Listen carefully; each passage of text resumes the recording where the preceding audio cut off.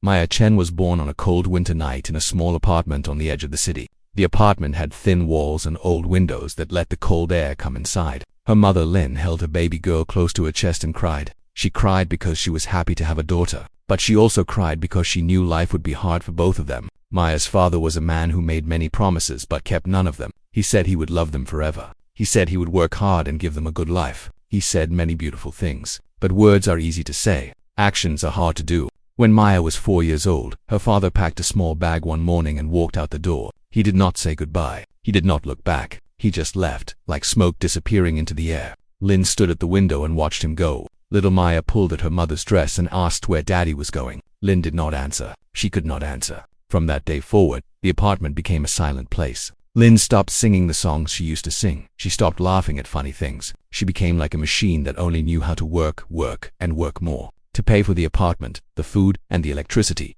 Lin had to work 3 different jobs. In the morning, she cleaned offices in a big building downtown. The offices belonged to rich people who never looked at her face. They walked past her like she was invisible, like she was just another piece of furniture. In the afternoon, she worked at a small restaurant, washing dishes until her hands turned red and rough. At night, she worked at a factory, putting small parts into boxes for 8 hours straight. Maya almost never saw her mother. When Maya woke up in the morning, her mother was already gone. When Maya came home from school, the apartment was empty. When Maya went to bed at night, her mother was still not home. Sometimes, Maya would try to stay awake to see her mother. She would sit by the door and listen for footsteps, but sleep always won. She would wake up the next morning in her bed, and she would know that her mother had carried her there. That was the only proof that her mother still existed. The apartment had 2 rooms and a tiny kitchen. The paint on the walls was old and peeling. The floor made sounds when you walked on it. There was no television because they could not afford one. There were no toys because toys cost money. There were no books because Lin had no time to go to the library. There was nothing in that apartment except silence and emptiness.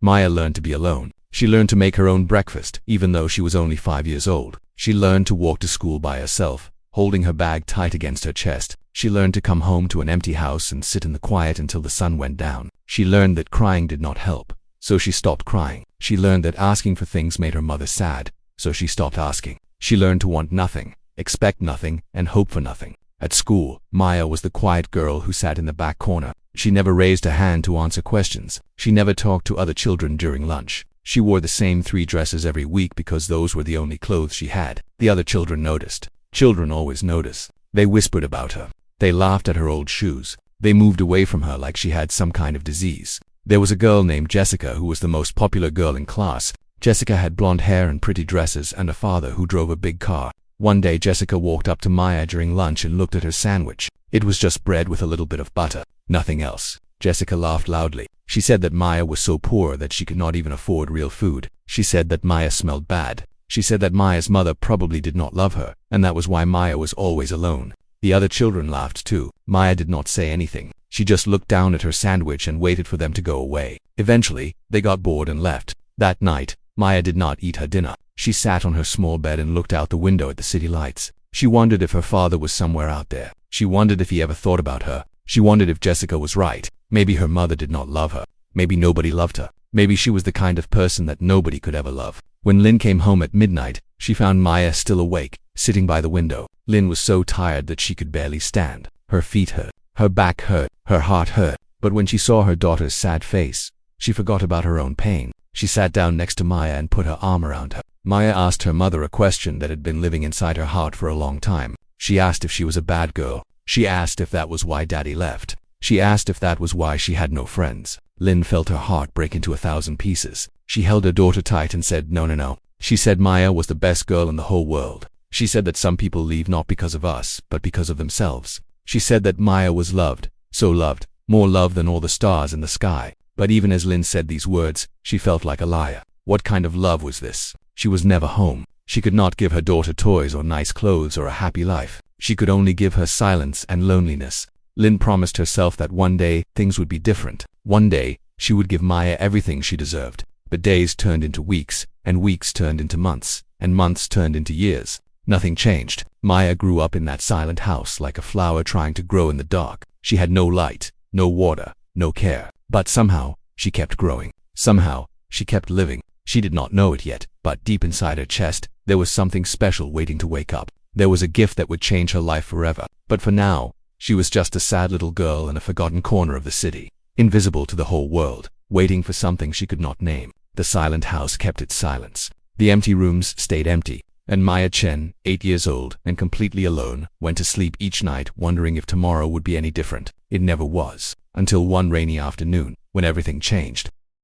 The rain started falling early that afternoon. It was not a gentle rain. It was the kind of rain that hit the ground hard and made rivers in the streets. Maya was walking home from school when the sky turned dark and the water came pouring down. She had no umbrella. She had no raincoat. She only had her thin school uniform and her old bag with books inside. She started to run, but then she heard voices behind her. It was Tommy and his friends, 3 boys from her school who liked to make her life difficult. Tommy was big for his age, with mean eyes and a loud laugh. He loved to chase Maya and call her names. He loved to throw things at her and watch her cry. Today, he saw her running in the rain and decided to have some fun. Maya ran faster. Her shoes were wet and made slapping sounds on the ground. Her heart was beating so hard she could hear it in her ears. The boys were getting closer. She could hear Tommy shouting bad words at her. She could hear his friends laughing. She needed to hide somewhere, anywhere. That was when she saw the old community center. It was a big building that had been closed for many years. The windows were broken. The walls were covered with dirt and writing. The door was supposed to be locked, but Maya saw that it was open just a little bit. Without thinking, she ran inside and pushed the door closed behind her. The building was dark and quiet. The rain sounded far away now, like a song playing in another room. Maya stood still and listened. She could hear Tommy and his friends outside, shouting and looking for her, but after a few minutes they gave up and ran away. Maya let out a big breath. She was safe. She looked around the old building. It smelled like dust and old things. There were broken chairs and tables everywhere. Papers were lying on the floor. It looked like nobody had been here for a very, very long time. Maya should have left right away. She should have gone home, but something made her want to explore. She walked slowly through the building, looking at the old rooms. There was a kitchen with no food. There was an office with no people. There was a big hall with a stage where performances used to happen. Everything was broken and forgotten. Everything was sad and lonely, just like her. Then she found a small door at the end of a hallway. The door was hard to open, but Maya pushed with all her strength. It finally opened, and she stepped into a storage room full of old things. There were boxes everywhere. There were old costumes and broken decorations. There were things that people had left behind and never came back for. And in the corner, covered with dust and cloth, there was something big. Maya walked closer and pulled the cloth away. Her eyes went wide. It was a piano. Maya had seen pianos before, on television at the electronics store and through the windows of rich people's houses. But she had never been this close to one. She had never touched one. The piano was old and broken. Some of the keys were missing. The wood was cracked in many places. It looked like nobody had played it for many years. Slowly, Maya sat down on the old bench in front of the piano. The bench made a sound like it might break, but it held her weight. She looked at the keys. They were yellow and dirty, not white like they should be. Some of them were stuck and would not move, but some of them still worked. Maya lifted her hand and pressed one key. A sound came out. It was not a perfect sound. It was old and a little bit broken, but to Maya it was the most beautiful thing she had ever heard. She pressed another key, another sound, then another, and another. For the first time in her life, Maya felt something wake up inside her chest. It was like a bird that had been sleeping for a long time and was now opening its eyes. It was like a flower that had been waiting for the sun and was now starting to bloom. She did not know what this feeling was. She only knew that she never wanted it to stop. She stayed in that storage room for hours. She forgot about the rain outside. She forgot about Tommy and his friends. She forgot about her empty apartment and her tired mother and her lonely life. All she could think about was the piano and the sounds it made. When it got dark outside, Maya finally stood up. Her fingers hurt from pressing the keys so much. Her back hurt from sitting so long. But her heart felt full for the first time ever. She covered the piano with the cloth again and made a promise to herself. She would come back tomorrow, and the next day, and the day after that. Maya ran home through the wet streets. Her mother was not home yet, of course. The apartment was dark and empty, as always. But Maya did not feel sad like she usually did. She felt like she had found a secret treasure. She felt like she had found a friend. That night, Maya lay in her bed and thought about the piano. She thought about the sounds it made. She tried to remember each key and what sound came from it. She moved her fingers in the air like she was playing, even though there was no piano in front of her. She fell asleep with a small smile on her face, dreaming of music. The next day at school, Tommy tried to bother her again. But Maya did not care. She was thinking about the piano. Jessica said mean things about her clothes, but Maya did not hear. She was thinking about the music. The whole world could be cruel and cold, but Maya had found something warm. She had found something that was only hers. After school, she ran to the old community center. She pushed open the door and went straight to the storage room. The piano was still there, waiting for her like an old friend. Maya sat down and started to play. She did not know any songs. She did not know how to read music. She just pressed keys and listened to the sounds they made. Days turned into weeks. Weeks turned into months.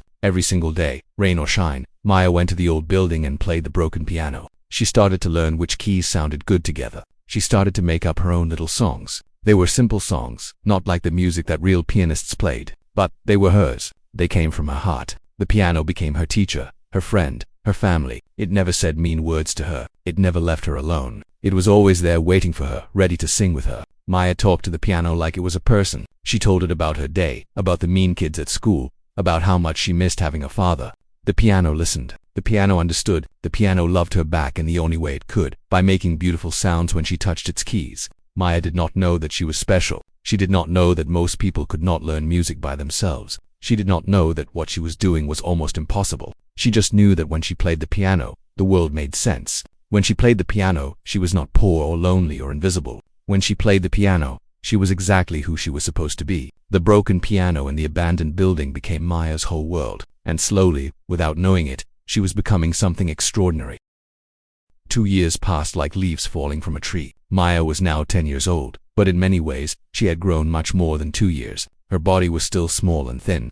Her clothes were still old and worn. Her life was still hard and lonely. But inside her heart, something powerful was growing. Every single day, Maya went to the abandoned community center. Every single day, she sat at the broken piano and played. She never missed a day, not even when she was sick, not even when the weather was terrible, not even when her whole body was tired. The piano was calling her, and she always answered. In the beginning, she just pressed keys and listened to sounds, but slowly, she started to hear patterns. She started to understand that some notes sounded happy and some notes sounded sad. She started to feel that some combinations were beautiful and some were not. Nobody taught her these things. She learned them by herself, by listening, by trying, by making mistakes. Maya had no sheet music. She did not even know what sheet music was. She had no teacher to show her how to sit properly, how to move her fingers, how to read the little black dots that told musicians what to play. All she had was her ears and her heart and her endless determination. She learned music by listening to the world around her. When she walked through the streets, she heard songs playing from shop windows. She would stop and listen carefully, trying to remember every note.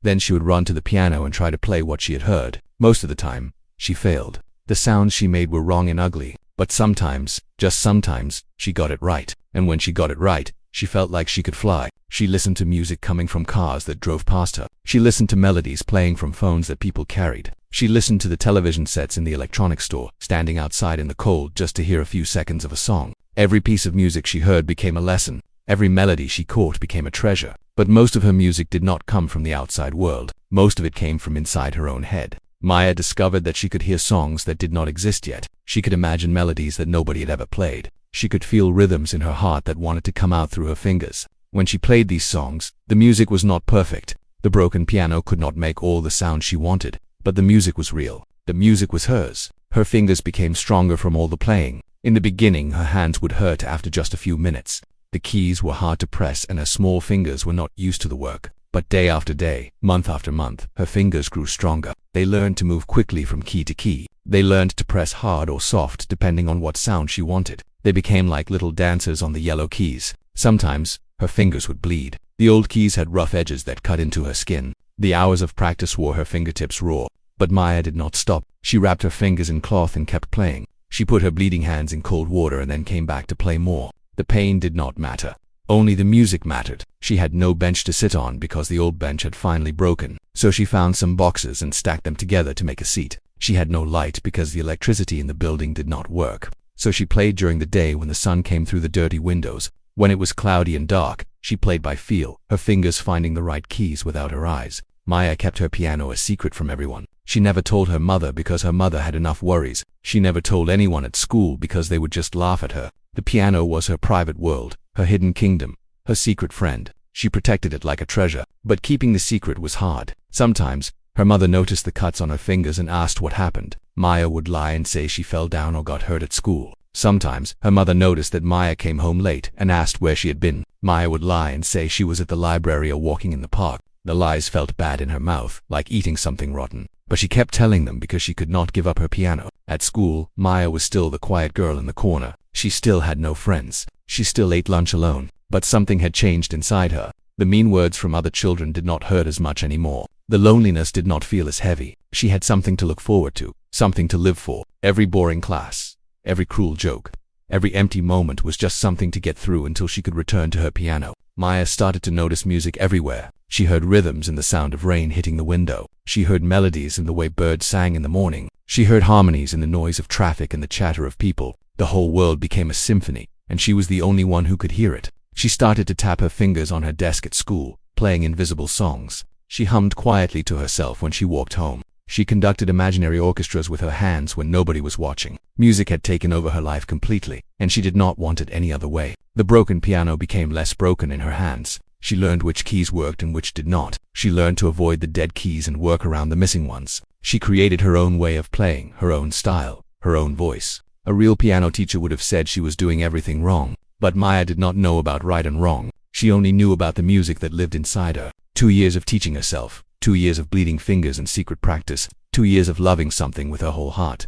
Maya had become something special without even knowing it. She had become a musician. Not a trained musician, not a proper musician, but a real one. Her music came from a place deeper than training. It came from her soul. The abandoned building with the broken piano had become her school. The old instrument with its yellow keys and cracked wood had become her teacher. And Maya, the poor invisible girl that nobody noticed, had become a student of something greater than herself. She was learning the language of feelings, the words of the heart, the voice of the human spirit. She did not know that her secret life was about to change. She did not know that someone was about to discover her hidden world. She just kept playing, day after day, pouring her heart into the broken keys, making music that nobody heard. But soon, somebody would hear it, and that somebody would change everything. Harold Howard was 72 years old, and he had seen many things in his long life. He had seen wars and peace. He had seen love and loss. He had seen people rise up and fall down. But nothing in all his years had prepared him for what he found on that ordinary Tuesday afternoon. Harold worked as a janitor for the city. His job was to take care of old buildings that the city owned but did not use anymore. He cut the grass. He fixed broken windows. He chased away teenagers who came to make trouble. It was not an exciting job, but it kept him busy. And at his age, staying busy was important. The old community center was one of the buildings he looked after. He came there once a week to check on things and make sure nobody had broken in. The building had been closed for 15 years, ever since the city ran out of money to keep it open. Now it was just sitting there, empty and forgotten, waiting for someone to decide what to do with it. Harold parked his old truck outside the building and grabbed his keys. He was tired today. His back hurt. His knees hurt. Everything hurt when you were 72 years old. He just wanted to do a quick check and go home to rest. But as he walked toward the building, he heard something that made him stop. It was music. Piano music. Coming from inside the abandoned building, Harold stood very still and listened. The music was not perfect. Some notes were wrong. Some parts were a little rough. But there was something about it that grabbed his heart and would not let go. Harold knew piano music very well. When he was young, he had been a jazz pianist. He had played in clubs and bars all over the city. He had made people dance and laugh and cry with his music. Those were the best years of his life. But then his hands started to hurt. The doctors said it was arthritis, a disease that made his joints stiff and painful. Slowly, year by year, his fingers stopped working properly. By the time he was 50, he could not play anymore. The music that had been his whole life was taken away from him. Now, standing outside the abandoned building, hearing piano music for the first time in years, Harold felt his eyes fill with tears. He walked quietly to the door and pushed it open. The music got louder. He followed the sound through the dark hallways, past the broken furniture and the dusty rooms, until he came to a small door at the end of a corridor. The door was slightly open. Harold looked through the crack and saw something that took his breath away. There was a little girl sitting at the old piano he had forgotten was even there. She was small and thin, wearing a school uniform that was too big for her. Her hair was messy. Her shoes were worn out. She looked like she had nothing in the world. But her hands were flying over the keys like birds over water. She was playing a song he did not recognize, probably because she had made it up herself. The song was sad and beautiful at the same time. It spoke of loneliness and hope, of pain and dreams. It was the kind of music that came from deep inside a person's soul. Harold pushed the door open wider, and it made a sound. The girl stopped playing immediately and turned around. Her face was full of fear. She looked like a small animal caught in a trap. She started to stand up, ready to run away. Harold raised his hands slowly, like he was approaching a scared cat. He said he was not going to hurt her. He said he was not going to tell anyone. He said he just wanted to listen. His voice was soft and kind, the voice of a grandfather talking to his grandchild. Maya looked at the old man with careful eyes. He had white hair and dark skin that was wrinkled like old paper. His eyes were wet with tears. He did not look angry. He did not look mean. He looked like someone who understood something important. Harold asked if he could sit down and listen to her play. Maya did not answer for a long moment. Nobody had ever asked to listen to her music before. Nobody had ever cared about what she could do. But there was something about this old man that made her feel safe. Slowly, she nodded her head. Harold sat down on an old box near the piano. His knees made sounds as he lowered himself down. He wiped his eyes with his sleeve and waited. Maya turned back to the piano and started to play again. She played for 20 minutes without stopping. She played the songs she had made up in her head. She played the melodies she had learned from listening to the world. She played with her whole heart, forgetting that someone was watching, forgetting everything except the music. When she finally stopped, there was silence in the dusty room. Then Harold spoke. His voice was shaking. He said that in all his years as a musician, he had never heard anything like what he just heard. He said that she had a gift, a real gift, something that could not be taught or bought. He said that whoever she was and wherever she came from, she was special. Maya did not know what to say.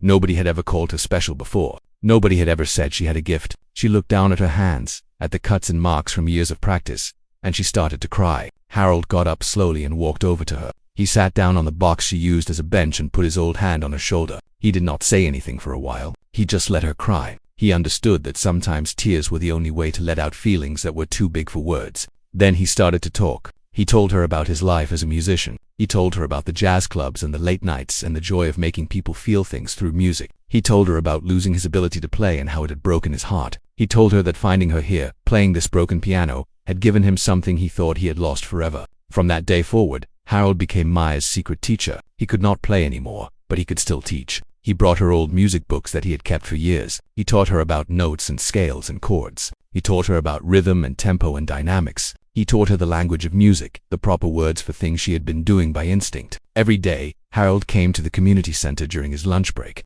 He sat with Maya and listened to her play. He corrected her mistakes gently. He encouraged her when she got frustrated. He celebrated with her when she learned something new. For the first time in her life, Maya had someone who believed in her completely. Harold never told anyone about Maya. He understood that her music was a secret she needed to protect. He understood that she was not ready for the world to know about her gift. So he kept her secret and became her guardian, protecting her little kingdom from anyone who might destroy it. And Maya, the lonely girl who had taught herself piano on a broken instrument, finally had someone who saw her, finally had someone who heard her, finally had someone who knew that she was not invisible after all. Lin Chen came home at midnight, as she always did. Her feet were so tired that each step felt like walking on broken glass. Her back was bent from hours of washing dishes. Her hands were red and rough from cleaning chemicals. She was 34 years old, but she felt like she was 100. She opened the door to the dark apartment quietly, not wanting to wake Maya. She put down her bag and walked to the kitchen to get some water. But as she passed the bathroom, she heard something strange. It was the sound of water running and someone breathing hard. Lin pushed open the bathroom door and saw her daughter standing at the sink. Maya's hands were under the running water, and the water was turning pink. Lin rushed forward and grabbed her daughter's hands. What she saw made her gasp. Maya's fingers were bleeding. The skin on her fingertips was torn and raw. Some of her nails were cracked. Lin asked what happened. Her voice was high with worry. Did someone hurt her? Did she fall? What was going on? But Maya could not answer. She just stood there, tears running down her face, unable to explain. For a long moment, mother and daughter just looked at each other. Lin saw something in Maya's eyes that she had never seen before. It was not pain, not exactly. It was guilt, like Maya was hiding a big secret. Lin's heart started to beat faster. What was her daughter not telling her? Lin sat Maya down on the edge of the bathtub and started to clean her wounds gently. She put medicine on the cuts and wrapped her fingers in clean bandages. The whole time, she did not say anything. She just worked quietly, waiting for Maya to be ready to talk. Finally, Maya spoke. Her voice was small and scared. She told her mother everything. She told her about the day she found the abandoned building. She told her about the broken piano in the storage room. She told her about 2 years of secret practice, of teaching herself to play, of hiding this part of her life from everyone. She told her about Mr. Howard and how he had been teaching her. She told her everything, and then she waited for her mother to be angry. But Lin was not angry. She was something else entirely. She was heartbroken, not because Maya had kept a secret, but because her daughter had been living a whole other life that she knew nothing about. Her daughter had found something beautiful, something important, something that made her happy, and Lin had missed all of it. Lin asked Maya to show her, right now, tonight. She wanted to see what Maya had learned. Maya was confused. It was after midnight. They had no piano. How could she show anything? But Lin insisted. She wanted to see her daughter play, even if it was pretend. Maya sat down on the couch and put her hands in the air. She closed her eyes and started to move her fingers, playing an invisible piano. She played a song she had made up herself, a song about her mother, about watching her leave every morning and waiting for her every night. Her fingers moved through the air with grace and purpose, hitting notes that only she could hear. Lin watched with wide eyes. Even though there was no sound, She could see the music in her daughter's movements. She could see the passion in her face. She could see years of practice in the way her hands danced through the air. This was not just a child playing pretend. This was a real musician, a true artist, someone with a gift that Lynn had never imagined. When Maya finished, Lynn was crying. She pulled her daughter into her arms and held her tight. She said she was sorry. She was sorry for working so much. She was sorry for never being there. She was sorry for not seeing what was right in front of her. Maya cried too and said it was not her mother's fault. She said she understood. She said she knew her mother was working hard for both of them. That night, after Maya went to sleep, Lynn sat at the kitchen table and thought for a long time. Her daughter had a gift, a real gift. But what good was a gift if you had nothing to practice it on? Maya had been playing on a broken piano in an abandoned building for 2 years. She deserved better. She deserved her own instrument. But how? A piano costs thousands of dollars. Even a small keyboard cost hundreds. Lynn barely had enough money for food and rent. There was nothing left over for anything else. She had no savings. She had no family to borrow from. She had nothing. Then Lynn made a decision. It was a crazy decision. A decision that would push her body to its absolute limit. But she would do it. For Maya, she would do anything. The next morning, Lynn went to her office cleaning job and asked for extra hours. The boss said she could come earlier, at 4 in the morning instead of 6. The pay was very little, but every dollar counted. Lynn said yes. She went to the restaurant where she washed dishes and asked if she could work on her days off too. The manager said yes. That meant Lynn would work 7 days a week now, with no rest at all. Lynn said yes. She started skipping meals to save money. She told Maya she had already eaten at work. It was a lie. She went hungry so that every spare dollar could go into a special box she hid under her bed. The box for Maya's keyboard. Months passed. Lynn grew thinner and more tired. Dark circles appeared under her eyes. Her hands shook sometimes from exhaustion. But she kept working, kept saving, kept pushing herself beyond what any person should have to endure. Maya noticed that something was wrong with her mother. She saw how tired Lynn was. She saw how thin she was getting. She asked if everything was okay, and Lynn always smiled and said yes. But Maya knew it was not true. Something was happening, something her mother was hiding from her. 6 months after the night Lynn discovered Maya's secret, she came home with a big box. It was wrapped in old newspaper because they could not afford real wrapping paper. Maya's birthday was still 2 weeks away, but Lynn could not wait anymore. Her body was breaking down. She needed to give her daughter this gift before she collapsed completely. Maya opened the box and could not believe what she saw. It was a keyboard. A real, electric keyboard with black and white keys that worked perfectly. It was not new. Lynn had bought it used from a music store that was closing down. But it was beautiful. It was perfect. It was everything Maya had ever wanted. Maya looked at her mother and finally understood. She understood the early mornings and the late nights. She understood the skipped meals and the tired eyes. She understood that every key on this keyboard had been paid for with her mother's sweat and tears and pain. Maya started to cry. She cried harder than she had ever cried in her life. She threw her arms around her mother and said thank you, thank you, thank you, over and over again. Lynn held her daughter and cried too. For the first time in years, they were not tears of sadness. They were tears of love. That night, Maya played for her mother. She played the song she had composed in her mind. The song about love and sacrifice and a mother who gave everything for her child. The small apartment filled with music for the first time ever. The silence that had lived there for so many years was finally broken. Lynn sat on the old couch and listened with her eyes closed. The music washed over her like warm water. All the pain in her body seemed to fade away. All the tiredness seemed to disappear. In that moment, she knew that everything she had done was worth it. Every extra hour, every missed meal, every aching muscle was worth it. Because her daughter was not invisible anymore. Her daughter was shining. And Maya, playing her very own keyboard for the first time, made a promise to herself and to her mother. Someday, she would pay back this sacrifice. Someday, she would make her mother proud. Someday, she would show the whole world what love could do. For years had passed since Maya first touched the broken piano in the abandoned building. She was now 14 years old, a quiet teenager who still sat in the back of her class and still had no friends. But inside, she was a completely different person from the scared little girl who had hidden from bullies in the rain.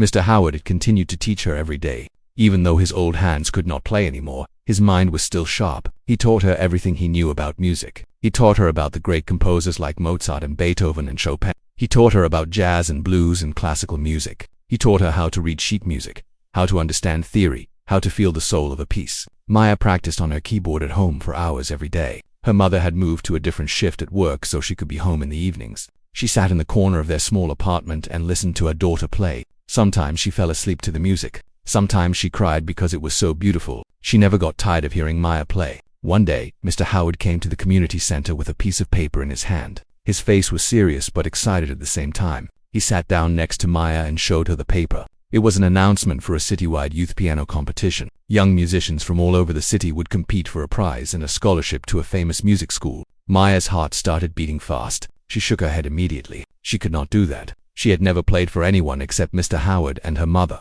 She had never been on a stage. She had never even played on a real piano since that broken one she found years ago. The idea of competing against trained musicians with years of proper lessons was terrifying. But Mr. Howard took her hands in his old, twisted fingers.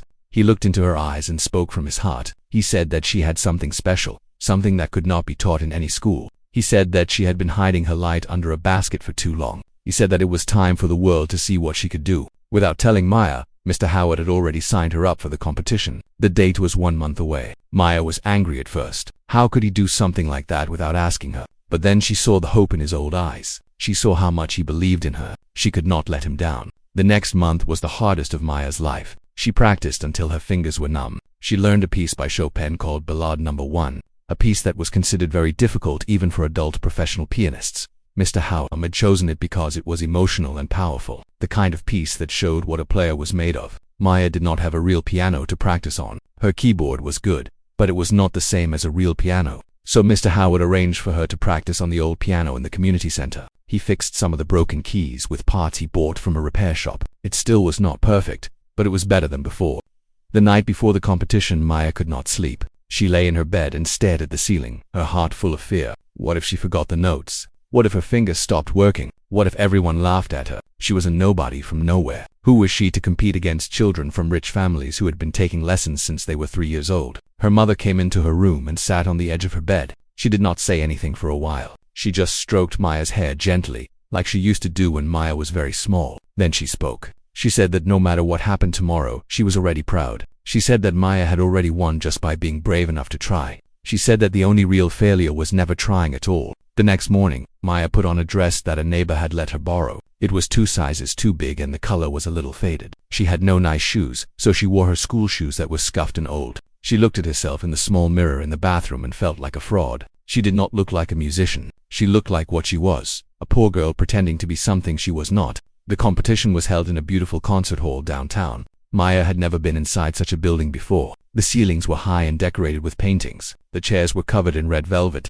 Everything was shiny and clean and expensive. Maya felt completely out of place. The other competitors arrived with their families. They had mothers and fathers and grandparents cheering for them. They had coaches and teachers giving them last-minute advice. They wore beautiful clothes and carried themselves with confidence. They belonged here. Maya did not.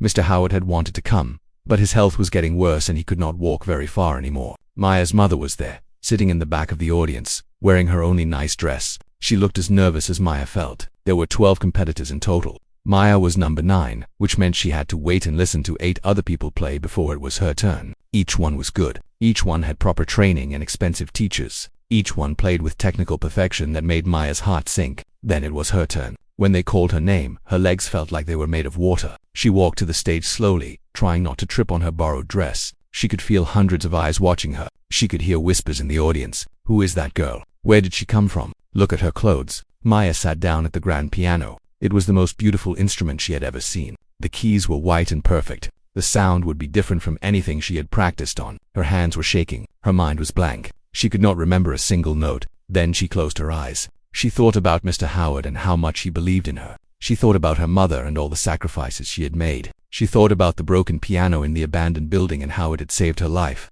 She thought about all the lonely nights and bleeding fingers and secret dreams. She took a deep breath and put her hands on the keys. The first note rang out through the concert hall. It was clear and pure and beautiful. Then came the second note, and the third, and the fourth. Before she knew it, Maya was lost in the music. She forgot about the audience. She forgot about the competition. She forgot about everything except the piano and the song. She played Chopin's Ballade No. 1 like it had never been played before. The piece was supposed to take about 10 minutes, but for Maya, time stopped existing. She poured everything into the music. Every lonely night in the silent apartment, every mean word from classmates, every tear her mother had cried, every dream she had held in her heart. It all came out through her fingers. The audience sat completely still. Nobody moved. Nobody even seemed to breathe. Some of the judges forgot to take notes. They just sat there with their mouths open, watching this small girl in a borrowed dress create magic. When the last note faded away, there was a moment of complete silence. Then the audience exploded. People jumped to their feet. They clapped and cheered and shouted. Some people were crying. Maya's mother was crying so hard she could not see. Maya stood up and bowed like Mr. Howard had taught her. Her whole body was shaking. She walked off the stage in a daze, not really understanding what had just happened. When the judges announced the results, nobody was surprised. Maya Chen won first place. The vote was unanimous, which meant every single judge had chosen her. The other competitors and their families looked shocked. How could this unknown girl in a too big dress beat all of them? But Maya did not care about beating anyone. As she held the small trophy in her hands, she only thought about one thing. She had done it. She had shown the world what she could do. And somewhere, watching over her, she knew Mr. Howard was smiling. Her mother ran to her and hugged her so tight that Maya could barely breathe. They both cried and laughed at the same time. Around them, the beautiful concert hall buzzed with conversation. Everyone wanted to know who this girl was. Everyone wanted to know where she came from. Everyone wanted to know her story. But Maya did not want to tell anyone yet. She just wanted to go home and call Mr. Howard and tell him that all his teaching, all his belief, all his love had been worth it. The invisible girl from the silent house had finally been seen. Winning the competition changed everything, but not in the ways Maya had hoped. She thought that maybe now people would accept her. She thought that maybe now she would finally belong. She was wrong. The trouble started the very next week at school. Word had spread about the quiet girl in the back of the class who had won the citywide piano competition. Suddenly, everyone knew who Maya Chen was. But knowing her did not mean liking her. The other competitors at the contest came from wealthy families who were used to winning. They had spent thousands of dollars on lessons and teachers and practice time. When they lost to an unknown girl who had taught herself on a broken piano, they were not just disappointed, they were angry. And their parents were even angrier. One mother started a rumor that Maya had cheated somehow. She said that nobody could play like that without years of proper training. She said that something suspicious was going on. She told other parents who told other parents. And soon the whole city seemed to be whispering about Maya Chen and how she must be a fraud. At school, the situation was even worse. The kids who had ignored Maya for years now paid attention to her, but not in a good way. They called her names in the hallways. They said she was a show-off and a liar. They pushed her books off her desk when teachers were not looking. They wrote mean things about her on the bathroom walls. Jessica, the girl who had mocked Maya's sandwich years ago, was the cruelest of all. She gathered a group of girls around her and made it their mission to make Maya's life miserable. They followed her between classes, saying terrible things. They laughed at her clothes. They laughed at her hair. They said that just because she could play piano did not mean she was anything special. Maya tried to ignore them. She tried to focus on her music and forget about everything else. But it was hard. Every day felt like a battle. Every moment at school was filled with pain. The joy she had felt at winning the competition slowly faded away, replaced by a dark cloud that seemed to follow her everywhere. Then something happened that broke Maya completely. There was a music teacher at her school named Mrs. Patterson. She had been teaching music for 30 years and considered herself an expert on everything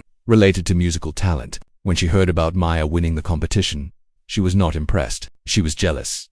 Mrs. Patterson had a nephew who had competed in the same contest and lost. She had been telling everyone for years that her nephew was a genius who would become a famous pianist. When he lost to Maya, Mrs. Patterson felt personally insulted. One day, she called Maya to the front of the class. She said she wanted Maya to play something for everyone, since Maya was supposed to be such a talented musician. Maya's heart started racing. She did not want to play in front of these kids who hated her, but she could not say no to a teacher. Mrs. Patterson led Maya to an old piano in the corner of the music room. It was out of tune and had keys that stuck. Much worse than the broken piano Maya had learned on. Mrs. Patterson put a piece of sheet music on the stand, a piece that Maya had never seen before, and told her to play it. Maya looked at the music and felt her stomach drop. It was an extremely difficult piece, full of complicated passages that would be hard even for professional musicians. She had never played it before. She had never even heard it before. Playing it perfectly on sight was impossible for anyone. Maya tried her best. She stumbled through the first few measures, making mistakes on the sticky keys. She got lost in the middle and had to stop. Her face burned with shame. The other students started to laugh. Mrs. Patterson stood there with a small smile on her face. When Maya stopped playing, Mrs. Patterson spoke loudly so everyone could hear. She said that this was proof that Maya was not really talented at all. She said that any musician who could not sight read a piece like this had no business winning competitions. She said that Maya had probably been given the pieces to practice months in advance, which was basically cheating. She said that Maya was a fraud who had fooled everyone. Maya wanted to explain. She wanted to say that sight reading was different from performing. She wanted to say that nobody could play a piece perfectly the first time they saw it, but her voice would not come out. She just stood there while the whole class laughed at her. That night, Maya went home and did not touch her keyboard. The next night, she did not touch it either.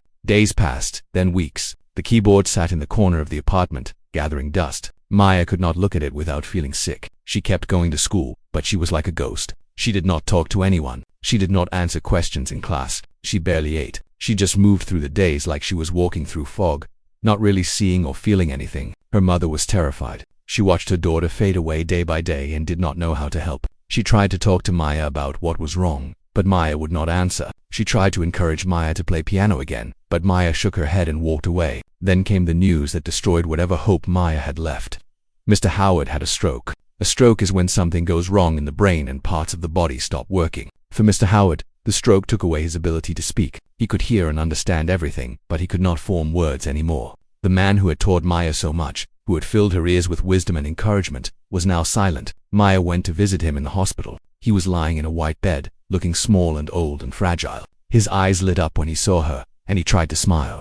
But he could not say any of the things he wanted to say. He could only look at her with love in his eyes and hope she understood. Maya held his hand and cried. She told him she was sorry. She told him she had let him down. She told him that everyone was right, that she was a fraud, that she never should have entered that competition. Mr. Howard shook his head no, but he could not speak the words to tell her she was wrong. After visiting Mr. Howard, Maya went home and looked at her keyboard. She thought about all the years she had spent learning to play. She thought about the bleeding fingers and the secret practice and the dreams she had held in her heart. What was the point of any of it? The world did not want her music. The world wanted to tear her down. She covered the keyboard with a blanket so she would not have to see it. She told herself she was done with music forever. For 8 months, Maya did not play a single note. She went to school, came home, did her homework and went to bed. She did not hum songs to herself anymore. She did not tap rhythms on her desk. She did not hear music in the sound of rain or the singing of birds. The music inside her had gone quiet, and she thought it would never come back. Her mother did not know what to do. She watched her daughter become a shadow of herself. She tried everything she could think of, but nothing worked. She prayed every night for something to change, for something to bring her daughter back to life. The silent house that Maya had grown up in was silent again. But this time, the silence was worse. This time, it was the silence of a broken heart, a crushed dream, a spirit that had given up. Maya was 15 years old, and she believed her life was over. She believed that she would never play piano again. She believed that the cruel world had won and that she had been foolish to ever think she could be anything special. But somewhere far away, in a hospital bed, an old man who could not speak was writing a letter. He was writing it slowly, one painful word at a time, using the only hand that still worked. It would take him weeks to finish, but when it was done, it would change everything. Maya did not know that hope was coming. She did not know that her story was not over. She only knew the darkness of the present moment, and in that darkness, she was completely alone. 8 months had passed since Maya last touched her keyboard. 8 months of silence, of emptiness, of walking through life like a ghost. She woke up every morning with a heavy feeling in her chest. She went to school and sat through classes without really hearing anything. She came home and did her homework without really thinking. She was alive, but she was not living. Maya's 15th birthday came on a cold day in November. Her mother tried to make it special. She baked a small cake with candles and bought a card with flowers on it. She smiled and sang happy birthday, but her eyes were sad. She could see that her daughter was not really there. The girl who used to fill the apartment with music was gone, replaced by this quiet shadow who barely spoke. Maya blew out the candles and tried to smile for her mother. She opened the card and said thank you. She ate a small piece of cake even though she was not hungry. She was just going through the motions, doing what she was supposed to do, feeling nothing inside. Then there was a knock at the door. Lynn opened it and found a woman standing in the hallway. The woman was middle-aged with kind eyes and gray hair. She introduced herself as Dorothy, Mr. Howard's daughter. She said she had come to deliver something to Maya, something her father had been working on for a long time. Maya came to the door slowly. She had not seen Mr. Howard in months. After his stroke, she had visited him a few times in the hospital, but it was too painful. Seeing him lying there, unable to speak, had broken her heart even more. She had stopped going because she could not bear it. Dorothy held out an envelope. It was wrinkled and worn, like it had been handled many times. She said that her father had spent weeks writing this letter. After his stroke, he could not speak anymore, but he could still write a little bit with his left hand. It was slow and difficult, but he had not given up. Every day, he wrote a few more words, a few more sentences, until the letter was finished. Dorothy's eyes filled with tears as she spoke. She said that her father had made her promise to deliver this letter on Maya's birthday. She said that he had talked about Maya all the time before his stroke. He had called her his greatest discovery, his final gift to the world of music. She said that whatever was in this letter, it came from the deepest part of her father's heart. Maya took the envelope with shaking hands. She thanked Dorothy quietly and watched her walk away down the hallway. Then she went to her room and closed the door. She sat on her bed and looked at the envelope for a long time. She was afraid to open it. She was afraid of what it might say. She was afraid of feeling things again. Finally, she opened it. The handwriting was shaky and uneven, nothing like the strong letters Mr. Howard used to write in her music books. Each word looked like it had taken great effort. Some letters were hard to read, but Maya could understand every word, because each one was written with love. The letter began simply, "Dear Maya." Then it continued, "I know you have stopped playing. I know the world has been cruel to you. I know you think you are not good enough. I know you think everyone was right about you. But Maya, you are wrong. You are so wrong." Maya felt tears starting to form in her eyes, but she kept reading. "I have met many musicians in my life. I have played with the best and watched the greatest. But I have never, in all my 72 years, met anyone like you. You have something that cannot be taught. You have something that money cannot buy. You have a direct line from your heart to your fingers. And when you play, the whole world can feel what you feel." The tears were falling now, dropping onto the paper and making the ink blur in places. "The people who hurt you are scared. They are scared because you are different. They are scared because you are special. They are scared because you prove that talent does not belong only to the rich and the privileged. You are a threat to everything they believe in. That is why they tried to break you. That is why they told you lies about yourself." Maya's hands were shaking so hard she could barely hold the paper.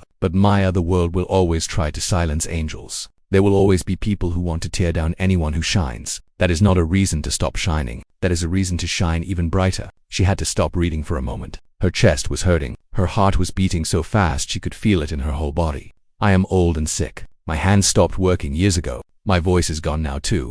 But you know what keeps me alive? You do. The thought of you and your music keeps me fighting every single day. I do not want to die before I see you play again. I do not want to leave this world without knowing that you will keep going." Maya let out a sound that was half sob and half scream. She pressed the letter to her chest and cried like she had not cried in months. All the pain and sadness and anger that she had been holding inside came pouring out. When she could breathe again, she read the last part of the letter. "Maya, I want you to make me a promise.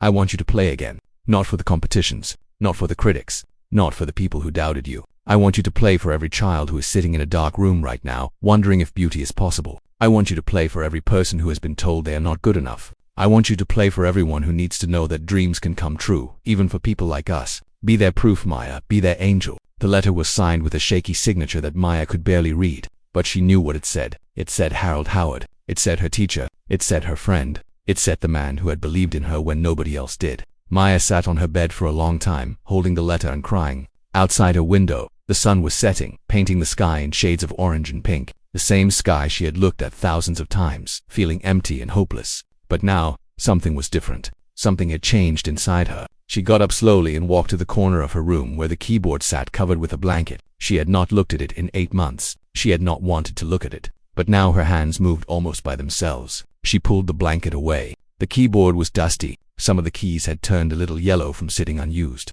But it was still there. It was still waiting for her. Maya sat down on the small stool in front of the keyboard. Her fingers hovered over the keys. For a moment, she was scared. What if she had forgotten how to play? What if the music was really gone forever? What if she could not do it anymore? But then she thought about Mr. Howard. She thought about him lying in that hospital bed, writing one painful word at a time, just to send her this message. She thought about his hands that used to make beautiful music and could now barely hold a pen. She thought about his voice that used to teach her and could now say nothing at all. And she thought about his heart, which was still full of love and hope, even after everything. If he could keep fighting, so could she. Maya put her fingers on the keys and started to play. The first notes were rough. Her fingers were stiff from months without practice. But as she kept playing, something started to come back. The music that had been sleeping inside her for 8 months began to wake up. It stretched and yawned and opened its eyes. She played for 7 hours that night. She played until her fingers were sore and her back was aching. She played until the sun came up and light streamed through her window. She played every song she had ever learned, every melody she had ever created, every piece of music that lived in her heart. Her mother heard the music and came to stand in the doorway of her room. Tears streamed down Lynn's face as she watched her daughter come back to life. She did not say anything. She did not want to interrupt. She just stood there and listened and thanked God for whatever miracle had happened. When Maya finally stopped playing, she looked at the letter from Mr. Howard that was sitting on her bed. She picked it up and read the last line one more time. Be their proof, Maya, be their angel. And in that moment, Maya made a promise. She would not give up. She would not let the cruel people win. She would play again. Not for fame or money or to prove anyone wrong, but for every person out there who needed to believe that beauty was possible. She would be their angel, just like Mr. Howard had asked. After that night, Maya played every single day. She woke up early in the morning and practiced before school. She came home in the afternoon and practiced until dinner. She practiced after dinner until her mother told her to go to sleep. The music had come back, and she was not going to let it leave again. Something was different now. Before, Maya had played to escape from her life. She had played because it was the only thing that made her feel less alone. But now, she played with purpose. Every note she hit was a promise to Mr. Howard. Every song she learned was a step toward becoming the angel he believed she could be. At school, the bullying continued, but it did not hurt as much anymore. When Jessica and her friends said mean things, Maya just looked through them like they were made of glass. When Mrs. Patterson made comments about her lack of real training, Maya did not care. She knew the truth about herself now. She knew what she was capable of. The opinions of small, jealous people did not matter anymore. Spring came, and the weather got warmer. Maya started opening her window when she practiced in the evenings. The air was fresh and smelled like flowers, and it felt good to let the breeze come into her small room. She did not think about anyone hearing her. Their apartment was on the 3rd floor, and the street below was usually empty in the evenings. But one warm evening in May, something happened that Maya did not expect. There was a woman who lived in the building across the street. Her name was Mrs. Rodriguez, and she was 63 years old. She had lived in the neighborhood her whole life and had seen many things change over the years. That evening, she was sitting on her balcony, drinking tea and watching the sunset, when she heard something that made her stop breathing. Music, piano music, coming from the building across the street. Mrs. Rodriguez listened carefully. The music was beautiful, more beautiful than anything she had heard in a long time. It was sad and hopeful at the same time. It made her think about her husband who had died 2 years ago. It made her think about her children who lived far away and never visited. It made her feel things she had not felt in a long time. She looked across the street and saw an open window on the 3rd floor. She could see a young girl sitting at a keyboard, her fingers moving over the keys, her eyes closed, completely lost in the music. Mrs. Rodriguez felt tears running down her cheeks. She did not know who this girl was, but she knew she was watching something special. Without thinking, Mrs. Rodriguez took out her phone and started recording. She recorded for about 3 minutes, capturing the music and the image of the girl playing by the window. When the song ended, she stopped recording and just sat there, feeling like she had witnessed a miracle. Mrs. Rodriguez was not very good with technology. She had a phone that her grandchildren had given her, but she barely knew how to use it. That night, she asked her teenage grandson to help her post the video on the internet. She did not expect anything to happen. She just wanted to share this beautiful thing she had found. The video was posted on a website where people shared videos from around the world. At first, nothing happened. A few people watched it. A few people liked it. It was just another video among millions of others. But then something strange started to happen. People who watched the video started sharing it with their friends. Those friends shared it with more friends. The video started spreading like a fire that could not be stopped. Within 2 days it had been watched 100,000 times. Within a week, 1 million. Within 2 weeks, 20 million people around the world had watched Maya Chen play piano through an open window. Maya did not know any of this was happening. She did not use the internet much because their old computer was slow and she was always too busy practicing. She went to school and came home and practiced. Same as always, not knowing that millions of people were watching her and crying. The comments on the video were overwhelming. People wrote that the music had made them feel things they could not explain. People wrote that they had played the video for their sick parents in the hospital and it had given them peace.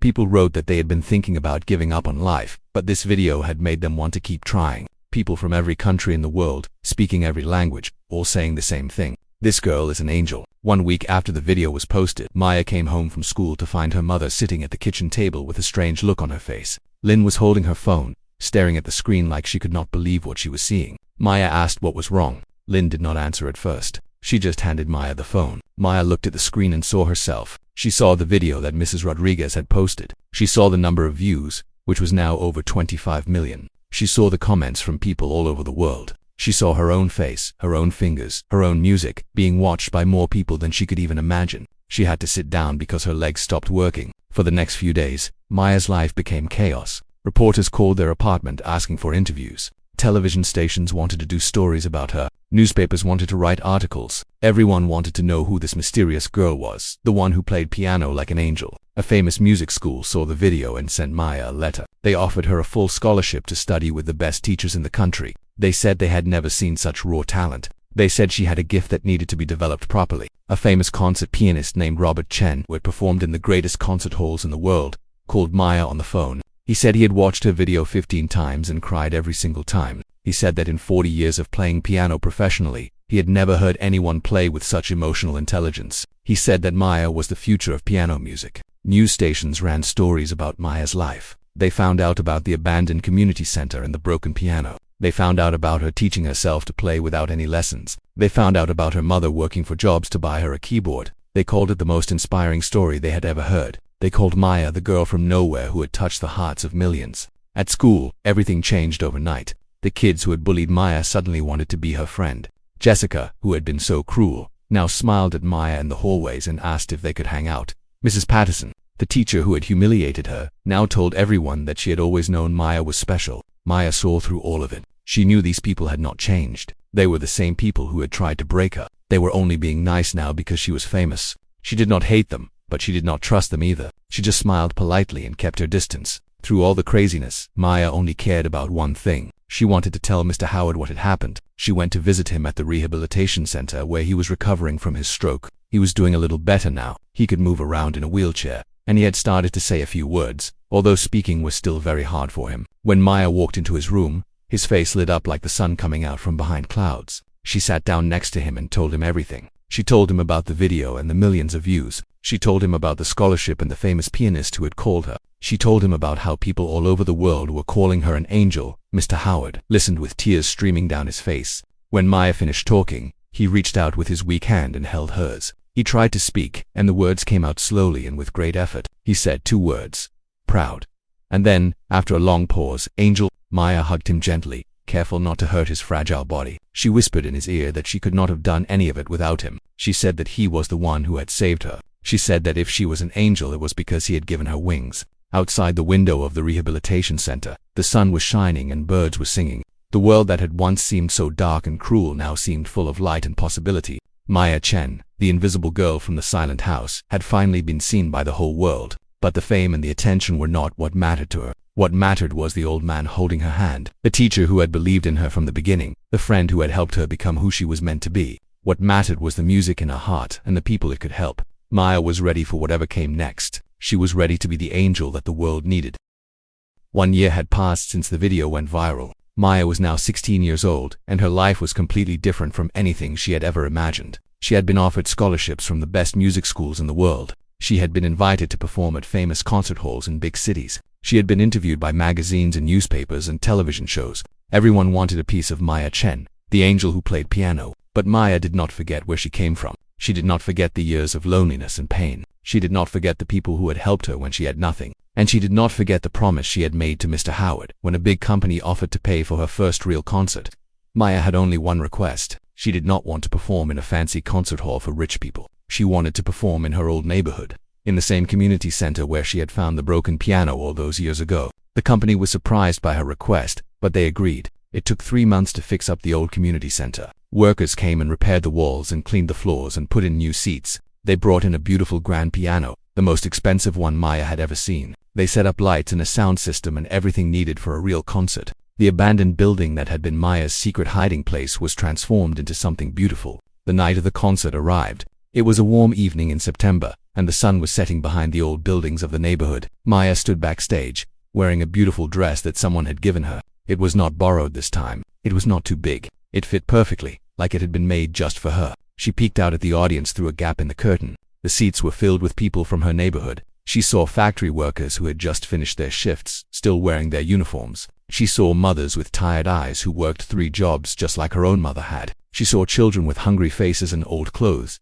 Children who reminded her of herself at that age. These were her people. This was her home. In the front row, she saw her mother. Lynn was wearing a new dress, the first new dress she had bought for herself in years. Maya had bought it for her with some of the money she had earned from her fame. Lynn's eyes were already wet with tears, and the concert had not even started yet. Next to her mother sat Mr. Howard in his wheelchair. He was much better now than he had been a year ago. He could speak again, although his words were still slow and sometimes hard to understand. His body was weak, but his eyes were bright and full of joy. He had been waiting for this night for a long time. Maya took a deep breath and walked onto the stage. The audience went quiet. All eyes turned to the small girl with the big gift. Maya walked to the piano and sat down on the bench. She looked out at the crowd and felt a wave of emotion wash over her. She saw faces that looked like her own. She saw people who had struggled and suffered and survived. She saw single mothers and forgotten fathers and lonely children. She saw people who had been told their whole lives that they would never amount to anything. She saw herself in every single one of them. Maya leaned into the microphone and spoke.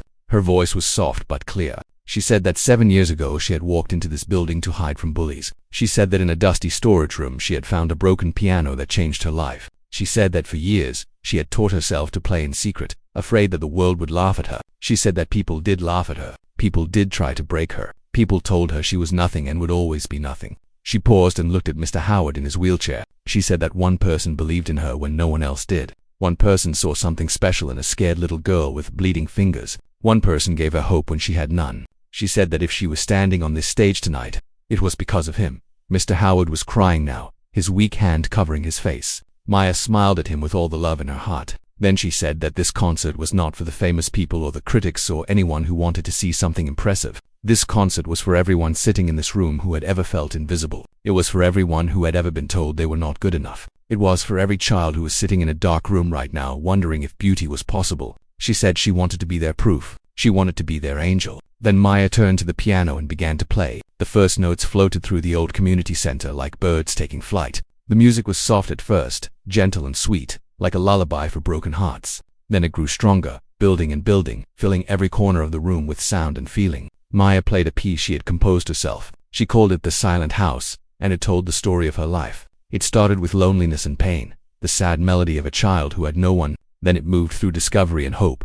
The moment she found the piano and felt something wake up inside her, it rose to triumph and fell to despair, capturing the competition she had won and the cruelty that had followed. And finally, it ended with redemption and love, the letter from Mr. Howard in the video that had changed everything. The audience sat in complete silence as Maya played. Nobody moved. Nobody even seemed to breathe. The music wrapped around them like a warm blanket, touching places in their hearts that they had forgotten existed. A factory worker in the third row started to cry. He was a big man with rough hands and a hard face, the kind of man who never showed emotion. But the music broke through all his walls. He cried for his own dreams that he had given up on years ago. He cried for his children who he worked so hard to feed. He cried for the beauty he had forgotten existed in the world. A mother in the fifth row held her daughter close and cried too. Her daughter was 8 years old, the same age Maya had been when she found the piano. The mother cried because she had been worried that her daughter would never have a chance in life. But now, watching Maya play, she understood that chances could come from anywhere. Dreams could grow in the most unlikely places. Children throughout the audience watched with wide eyes.